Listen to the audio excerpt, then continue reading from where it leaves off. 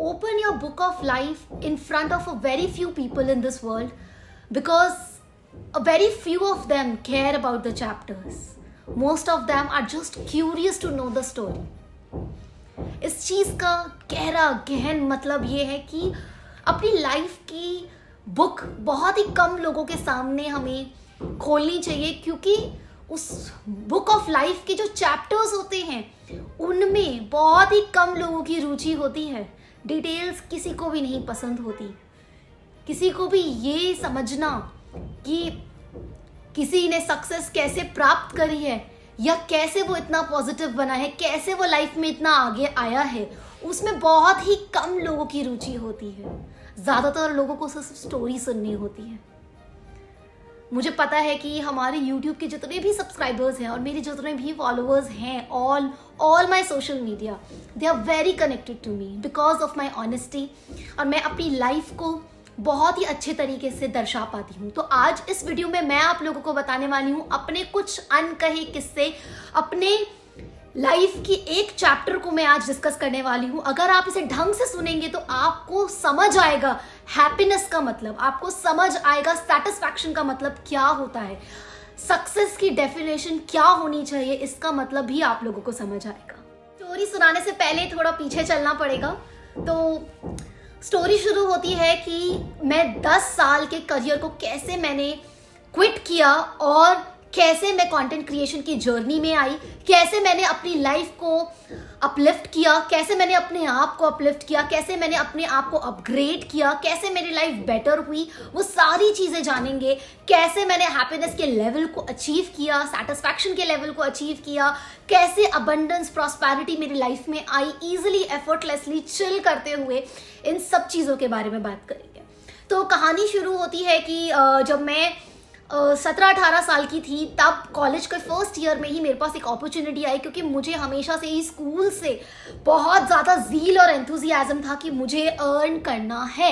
And I was a very independent, I was a very career oriented woman. So मैंने decide किया था. But उसी वक्त मेरे पास एक अपॉर्चुनिटी आई to teach my cousin and his friends.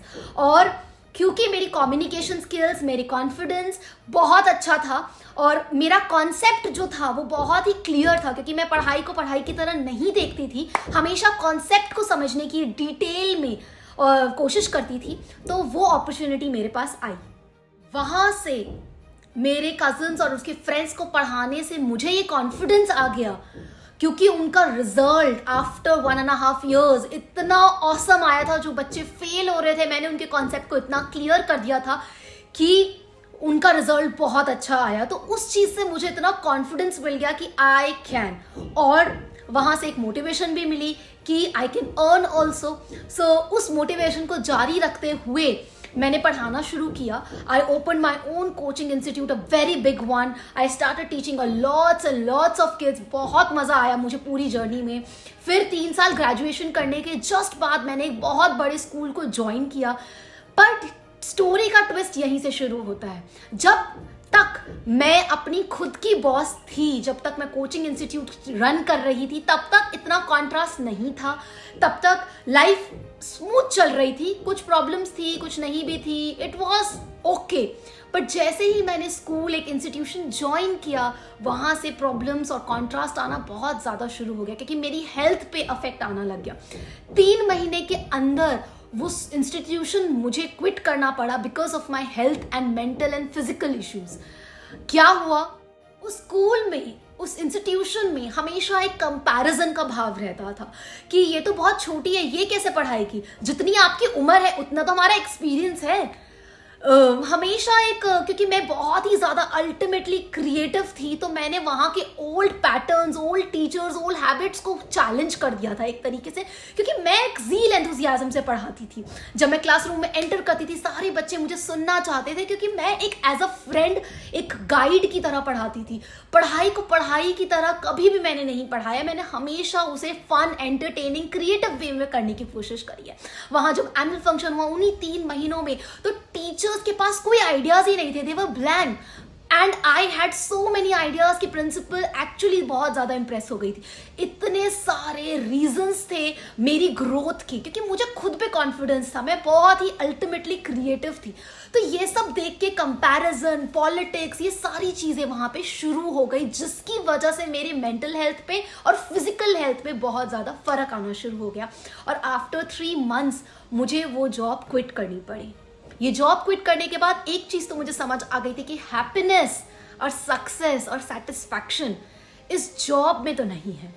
But फिर भी क्योंकि इंडिपेंडेंट होना था, पैसे कमाने थे, सक्सेसफुल होना था सोसाइटी की डेफिनेशन के हिसाब से, तो करना था, कुछ तो करना ही था. ये मेरे बस में नहीं कि लोग मेरे बारे में क्या सोचते हैं, ये मेरे बस में नहीं कि लोग पॉजिटिव है, नेगेटिव है, ये मेरे बस में नहीं है कि लोग कंपैरिजन करते हैं, ये मेरे बस में नहीं है कि लोग मुझे नीचा गिरा रहे हैं. मेरे बस में क्या है? मेरे बस में है कि मैं अपने आप से कैसे बात करती हूँ, मैं अपनी कितनी रिस्पेक्ट और वर्थ करती हूँ, मैं कितना ज़्यादा अपने आप पे भरोसा करती हूँ. ये सबसे ज़्यादा मैटर करता है. तो वहाँ से 3-4 महीने का मैंने ब्रेक लिया, फिगर आउट करी कि यार अनीशा तेरे में तो बहुत ज़्यादा टैलेंट है और ये करने से बेटर है क्योंकि तूने वहाँ की, क्योंकि 3 महीने के अंदर ही मैंने वहाँ के ओल्ड टीचर्स को चैलेंज कर दिया, उनके पूरे इंस्टीट्यूशन की नींव को एक तरीके से हिला दिया कि ये जो आप पढ़ा रहे हो, जिस तरीके से आप पढ़ा रहे हो, जो आप कर रहे हो, वो कभी भी फायदा नहीं देगा. फिर मैंने एक और इंस्टीट्यूशन ज्वाइन किया जहाँ मैंने करीबन 7-8 साल गुजारे, क्योंकि वो इंस्टीट्यूशन बहुत अच्छा था, बहुत अपॉर्चुनिटीज़ मुझे दी. वहाँ पे मैंने एज अ टीचर भी स्टार्ट किया, वहाँ अकेडमिक कोऑर्डिनेटर भी मैं बनी, वहाँ पे मुझे बहुत अच्छा प्रमोशंस भी मिले. बट उस जॉब में भी मैं सेटिस्फाइड नहीं थी क्योंकि वर्क लाइफ बैलेंस था ही नहीं. अच्छा, अब एक और इम्पॉर्टेंट बात मैं आप लोगों के साथ शेयर करना चाहती हूँ. कोविड शुरू होने से 2 महीने पहले मैंने अपनी जॉब को क्विट कर दिया बिकॉज ऑफ फ्यू रीजंस. वो चैप्टर लाइफ का बाद में डिस्कस करेंगे. पर क्यों किया मैंने ऐसा? एक बात कही है किसी ने, a satisfied life is better than a successful life because success is decided by others but satisfaction is decided by your heart and soul. बस यही था. कुछ रीजंस की वजह से मुझे क्विट करना पड़ा, बट ट्रस्ट मी गाइज, आज क्विट करे हुए 3 साल होने वाले हैं, मुझे हो गए हैं. एंड एक दिन भी ऐसा नहीं है जब मैंने रिग्रेट किया हो अपने डिसीजन पे. पता है क्यों? क्योंकि मेरी लाइफ सेटिस्फैक्शन, हैप्पीनेस से भर गई है. मैं वो काम कर पा रही हूँ जो जॉब में मैं कभी कर ही नहीं सकती थी. रात को लेट सोना, सुबह अपने टाइम से उठना, टाइम का बॉस होना. जब मेरा मन है तब मैं अपना काम कर रही हूँ, जिस मूड में है वो कर रही हूँ, फ्रेंड्स के साथ घूमने जा सकती हूँ. वो आज़ादी ट्रैवल करने की, छुट्टी का वेट नहीं करना पड़ता मुझे कि आज छुट्टी मिलेगी या संडे को छुट्टी मिलेगी या कैलेंडर में देखो छुट्टी कब है तब मैं ट्रैवल करूंगी. नहीं, I am my own boss. ये जो फीलिंग है ना, ये शायद कभी भी किसी जॉब में आपको नहीं आ सकती है गाइस. किसी ने बहुत खूब कहा है, don't settle for anything less than you are meant to be. Happiness, satisfaction किस चीज से मिलता है? जैसे कि मैंने कुछ दिन पहले आप लोगों के साथ एक लिस्ट शेयर करी थी कि मुझे इन सब चीज़ों से हैप्पीनेस मिलती है. कुकिंग से, वॉकिंग से, अपने आप के साथ टाइम बिताने से, मेडिटेशन से.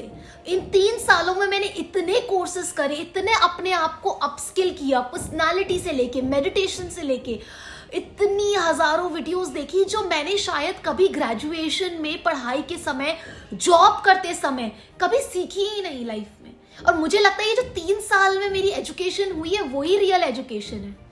जो 3 साल में मैंने जिंदगी जी है वही असली जिंदगी है.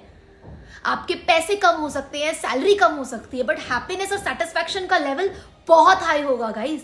और धीरे धीरे आप देखेंगे क्योंकि आपका हैप्पीनेस और सेटिस्फैक्शन बहुत ऊपर है, आपकी फाइनेंसेस, आपके रिलेशनशिप्स, आपकी हेल्थ इतनी इंप्रूव हो जाएगी कि वेल्थ आपकी अल्टीमेटली इंप्रूव हो ही जाएगी, क्योंकि इतने क्रिएटिव आइडियाज आपके दिमाग में आते हैं. कंटेंट क्रिएशन जर्नी मैंने स्टार्ट करी थी 2021 में.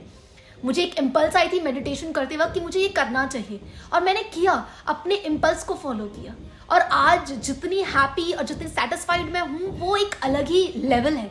जो भी लोग जॉब क्विट करने का सोच रहे हैं, कई बार हमें ना फॉल बैक प्लान नहीं चाहिए होता है कि बैकअप प्लान में क्या करूंगी, डर तो हमेशा होता है। कई बार जस्ट फॉल अहेड होना होता है, हमें फॉल फॉरवर्ड होना होता है, हमें बिना किसी इस चीज के कि क्या होगा आगे। क्योंकि जब आप सरेंडर करते हैं फॉर द अननोन, तो सारी चीजें खुद ब खुद वर्कआउट होना शुरू हो जाती है आप लोगों के लिए। सो जो भी लोग जॉब क्विट करने का सोच रहे हैं, don't make a fall back plan. अगर आपको मन से इम्पल्स आ रही है बहुत स्ट्रॉन्ग वाली, तो कर लीजिए। 2 महीने का, 1 महीने का ब्रेक लीजिए, कुछ हफ्तों का ब्रेक लीजिए, कुछ दिन का ब्रेक लीजिए, अप स्किल करिए, एक ऐसा कोर्स कर लीजिए जो मतलब अमेजिंग हो जाए आपके लिए। मेडिटेशन ही करिए, कुछ मत करिए। आपको कुछ करने का मन नहीं है, कुछ मत करिए, अपने आप के साथ टाइम बिताइए। शायद उस 1 हफ्ते के ब्रेक में, 2 हफ्ते के ब्रेक में, 1 महीने के ब्रेक में आप इतना ज्यादा कनेक्ट हो जाएं अपने आप से, क्या पता आप अपने आप को इतना अपग्रेड और अपस्किल कर ले कि जब आप दूसरे जॉब में जाना चाहें या करियर चेंज करना चाहें, तो सामने वाला तरसे कि ये बंदा मेरे ऑर्गेनाइजेशन में, इंस्टीट्यूशन में होना ही चाहिए। अब्राहम हिक्स एक बहुत अच्छी बात बोलती है कि हमारी लाइफ का पर्पस, और बहुत सारे लोग ऐसा कहते हैं कि हमारी लाइफ का पर्पस पैसा कमाना और ये सब नहीं है। हमारी लाइफ का अल्टीमेट पर्पस है हैप्पीनेस। पैसा कमाना बहुत ज़रूरी है और मैं इस चीज़ के लिए बहुत ज़्यादा अग्री करती हूँ, पर हेल्थ, हैप्पीनेस, रिलेशनशिप, ये सारी चीज़ें इक्वल बैलेंस में होनी चाहिए गाइस। जब आप हैप्पी हैं तो पैसा है तो आप उसको एंजॉय कर पाएंगे, पर अगर आप खुशी नहीं है तो कितने भी करोड़ों पैसे हो उसको आप एंजॉय ही नहीं कर पाएंगे। अपनी लाइफ को देखिए ध्यान से, कहाँ आपकी खुशी में कमी आ रही है, और सिर्फ अपनी हैप्पीनेस को ही अल्टीमेट गोल बनाइए। क्योंकि अगर आप हैप्पीनेस को बढ़ाने के पीछे होंगे तो वेल्थ, हेल्थ और रिलेशनशिप्स आपके पीछे भागते हुए आएंगे, अपॉर्चुनिटीज पीछे भागते हुए आएंगे। आई होप आपको इस वीडियो से कुछ वैल्यू एडिशन हुआ होगा। अगर हुआ है तो फ्रेंड्स और फैमिली के साथ शेयर करिए। Until next time, love you, take care.